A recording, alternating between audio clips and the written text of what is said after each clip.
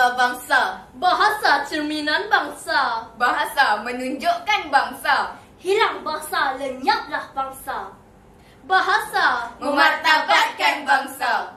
Assalamualaikum warahmatullahi wabarakatuh. Salam Forum 1 Malaysia saya ucapkan kepada hadirin dan hadirat yang hadir dalam majlis perkongsian ilmu yang diberkati pada hari ini, iaitu Taman Ilmu Forum Remaja. Alhamdulillah, bersyukur kita kehadrat ilahi kerana dengan limpah kurnia dan isinya dapat kita bersama-sama bersua dalam pertandingan forum. Bersama saya Nur Amalina binti Zulkifli selaku pengerusi anda pada hari ini. Hadirin dan hadirat sekalian, hari ini kami akan mengupas dan membincangkan tentang tajuk bahasa memartabatkan bangsa. Hadirin, sekiranya hidup Majnun tidak lengkap tanpa kehadiran Laila, begitu juga majlis ini tidak akan lengkap tanpa kehadiran 3 ahli panel yang berada di sisi saya. Oleh itu, marilah saya memperkenalkan panel kita yang pertama. Berjiwa besar, tidak lain dan tidak bukan, iaitu Saudari Nur Hidayah binti Zulkifli. Selamat datang ya saudari. Terima kasih saudari. Seterusnya, marilah kita beralih kepada panel kita yang kedua. Nampak pemalu tapi bijak berkata-kata, iaitu Saudari Arni Amira binti Daham Izman. Saudari sihat? Saya sihat saudari. Yang berada nun di hujung sana, kecil-kecil cili padi namun tajam bicaranya, iaitu Saudari Nur Isah binti Muhammad Anwar. Jangan segan ya saudari. Mana mungkin segan saudari. Ahli-ahli panel segak sekalian, apa khabar? Alhamdulillah sihat. Alhamdulillah. Marilah kita berbalik semula kepada isu yang akan kita kupaskan pada hari ini, iaitu bahasa memartabatkan bangsa.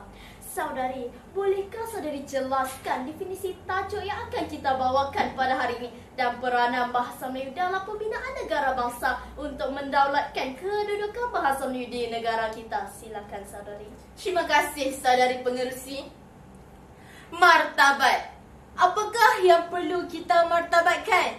Ya, bahasa. Pastilah bahasa. Bahasa memartabatkan bangsa.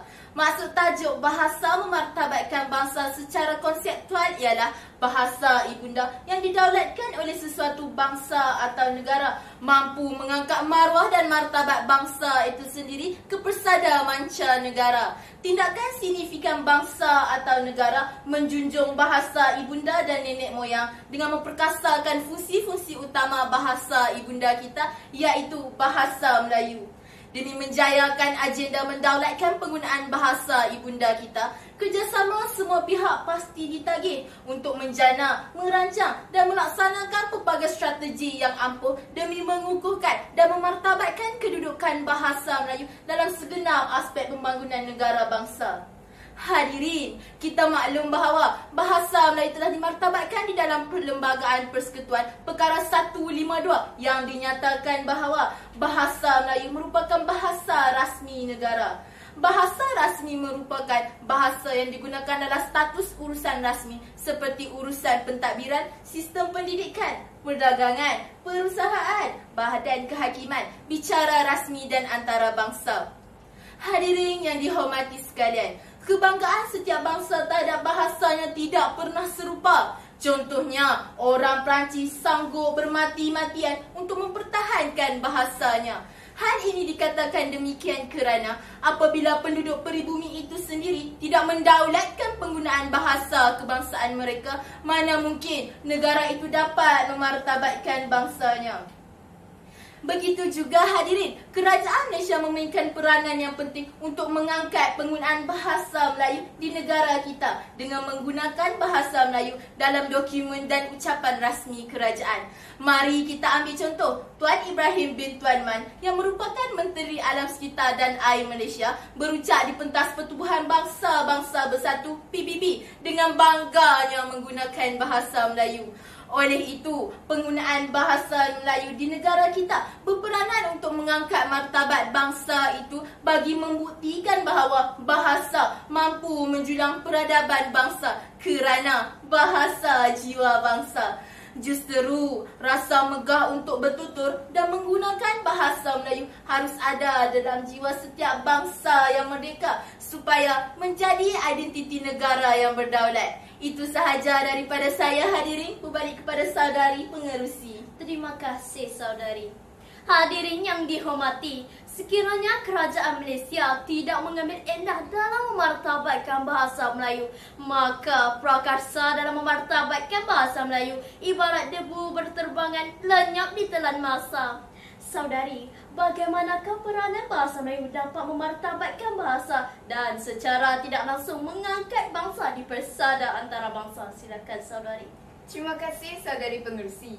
Hadirin yang dihormati, antara peranan bahasa Melayu untuk didaulatkan di peringkat antara bangsa ialah bahasa Melayu berperanan membina ketamadunan bangsa itu sendiri. Bahasa Melayu sebagai bahasa watan telah terbukti keberkesanannya sebagai bahasa lingua franca, bahasa perpaduan, bahasa ilmu dan bahasa intelektual. Muhammad Anwar Omaddin dalam Kongres Bahasa Melayu Sedunia Anjuran Dewan Bahasa dan Pustaka pada tahun 1995 telah memberikan jawapan kepada soalan, pernahkah wujud suatu bangsa di dunia ini pada zaman mana sekalipun, baik pada zaman sejarah maupun zaman kini, menjadi maju dengan menggunakan bahasa orang lain? Tidak pernah hadirin, tidak pernah. Jawapan kepada soalan itu bersandarkan fenomena empiris seperti di India, Filipina dan negara Afrika yang menggunakan bahasa penjajah seperti Inggeris, Perancis dan Jerman sebagai bahasa utama. Namun hadirin, negara berkenaan tidaklah mencapai kemajuan seperti yang dicapai oleh negara Jepun, Korea Selatan dan China yang menggunakan bahasa watan mereka sebagai bahasa rasmi. Oleh itu, penggunaan bahasa Melayu sudah tentu akan menampakkan kehebatan khazanah ilmunya jika terdapat kekayaan dari segi ilmu dan penulisan. Keintelektualan bahasa hanya teruji daripada cara bahasa berkenaan dipertuturkan bagi mengartikulasikan pemikiran tinggi dan bersifat kesarjanaan. Jelaslah bahawa bahasa dapat memartabatkan bangsa. Walaupun kita dituntut untuk menguasai banyak bahasa dan bukan hanya bahasa Inggeris, namun begitu, janganlah pula jiwa dan pemikiran kita dikuasai oleh bahasa asing kerana hal ini bukan budaya bangsa maju.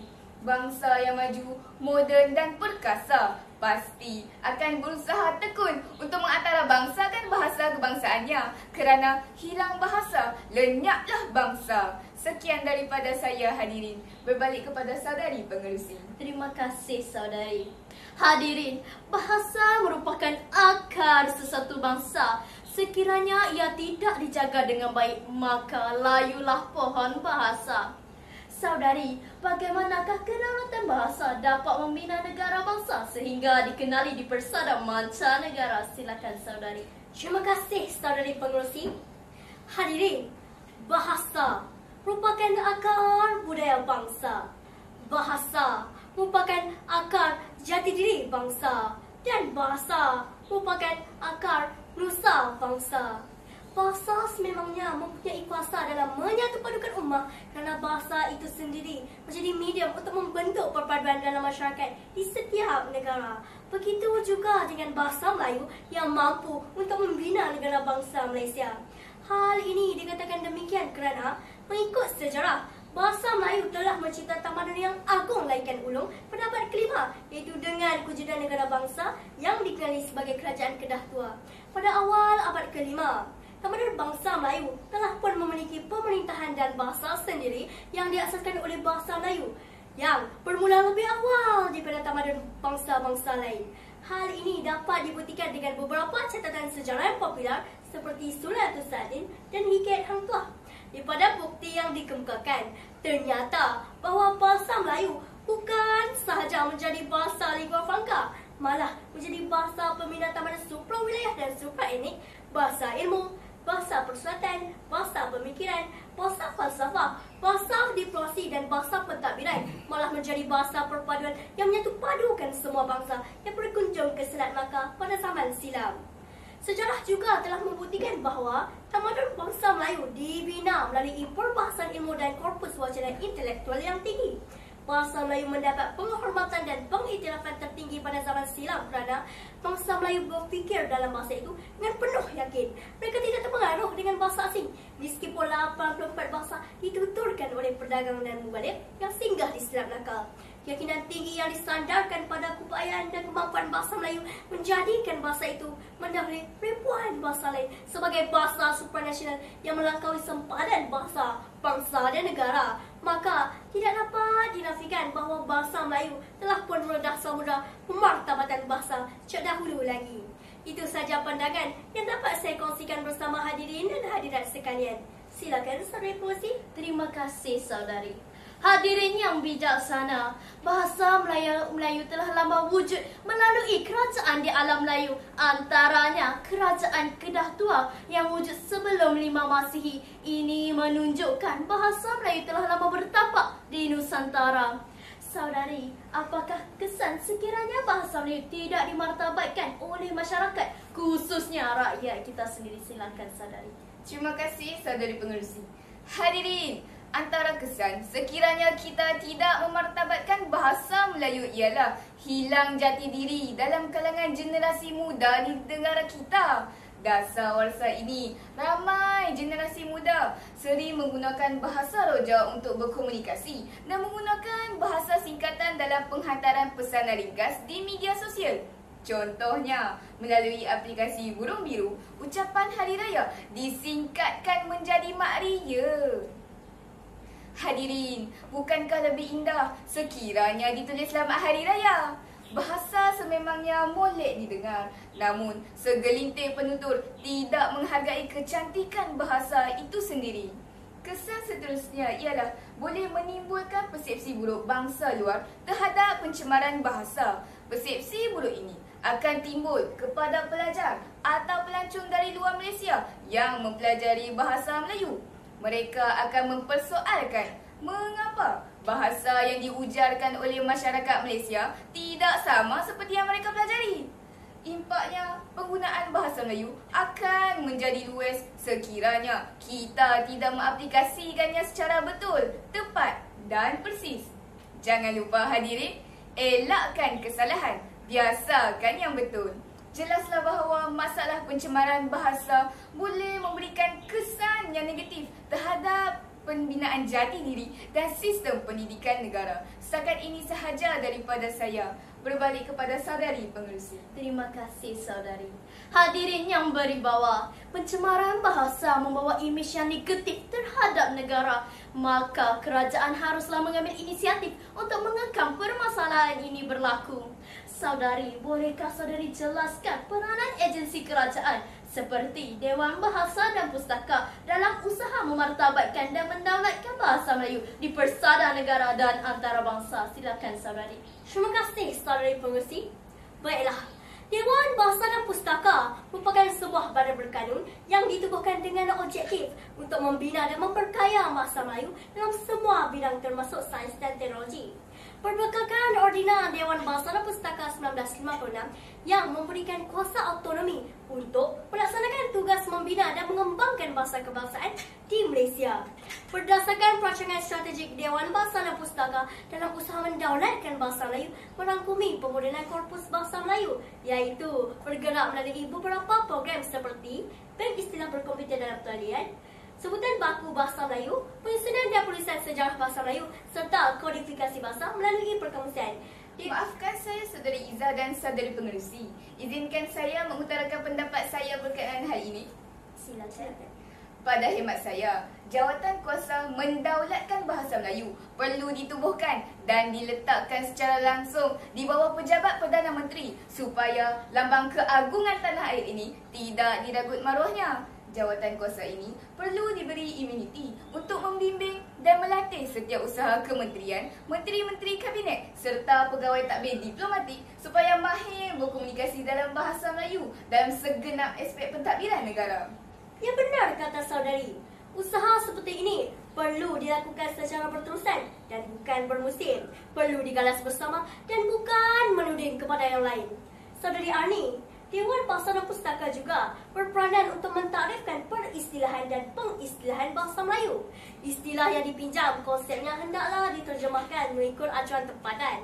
Oleh hal yang demikian, istilah yang sudah dibakukan seharusnya dimasyarakatkan oleh pengguna bahasa kerana melalui istilahlah tergambar jati diri penutur itu sendiri.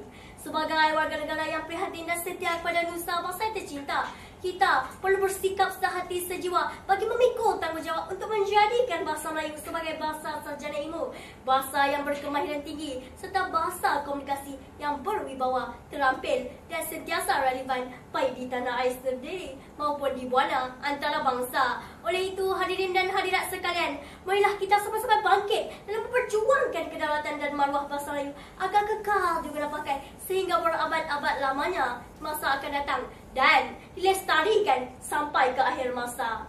Sekian daripada saya, berbalik kepada saudari pengerusi. Terima kasih saudari. Hadirin, jangan leka dengarkan apa yang hendak dikata. Sekiranya acuan Dewan Bahasa dan Pustaka membentuk penutur dengan baik, maka acuan kuihnya adalah rakyat yang fasih dan megah dalam menutur bahasa Melayu.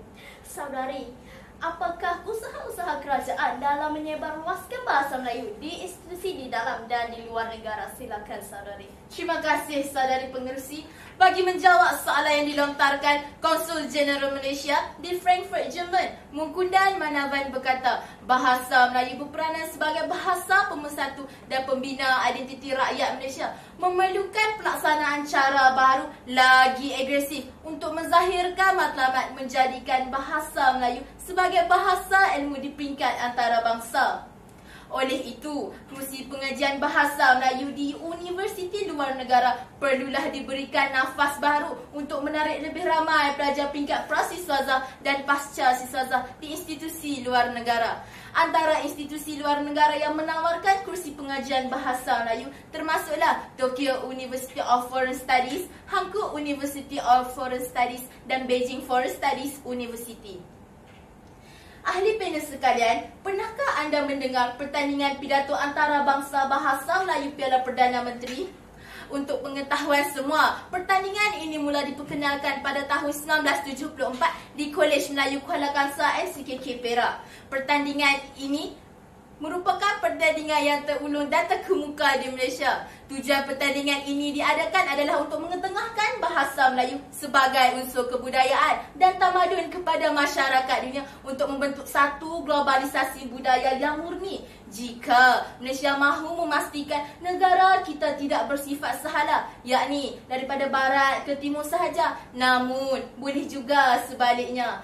Justru usaha untuk menganjurkan pertandingan ini sewajarnya diteruskan supaya suatu hari nanti kita dapat menambahkan bilangan penutur bahasa Melayu di peringkat global. Saudari Izzah, Kementerian Pengajian Tinggi di Malaysia juga sewajarnya merealisasikan bahasa Melayu sebagai bahasa akademik utama.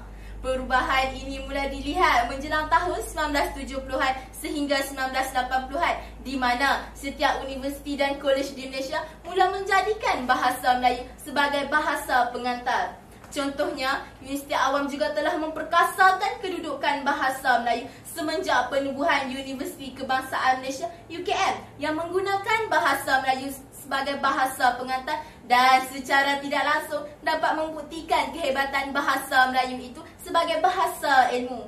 Namun, penggunaan bahasa Inggeris di setiap universiti pada akhir-akhir ini untuk mengejar kedudukan atau ranking dengan izin dan tempat tertinggi di mancanegara akan menjatuhkan kedaulatan bahasa Melayu sebagai wahana ilmu pengetahuan. Jelaslah bahawa usaha ini mampu mengangkat martabat bahasa Melayu sejajar dengan kebesatan dunia yang sedang sibuk dengan kekangan permasalahan yang akan meruntuhkan tembok budaya bangsa. Itu sahaja yang dapat saya jelaskan hadirin. Berbalik kepada saudari pengerusi. Terima kasih saudari. Tuntasnya hadirin, semua pihak memainkan peranan yang sangat penting dalam memartabatkan bahasa Melayu. Tidak kiralah dari peringkat tempatan maupun global, kerana ia melambangkan jati diri dan lambang negara yang merdeka. Oleh itu, kita mestilah berusaha sebaik mungkin untuk meningkatkan kelestarian bahasa. Bak kata pujangga, patah sayap bertongkat paruh, patah paruh bertongkat siku. Patah siku bertongkat dagu, patah dagu bertongkat kuku. Itu sahaja daripada saya. Saya menutup majlis ini dengan wabillahi taufiq wa hidayah. Assalamualaikum warahmatullahi wabarakatuh.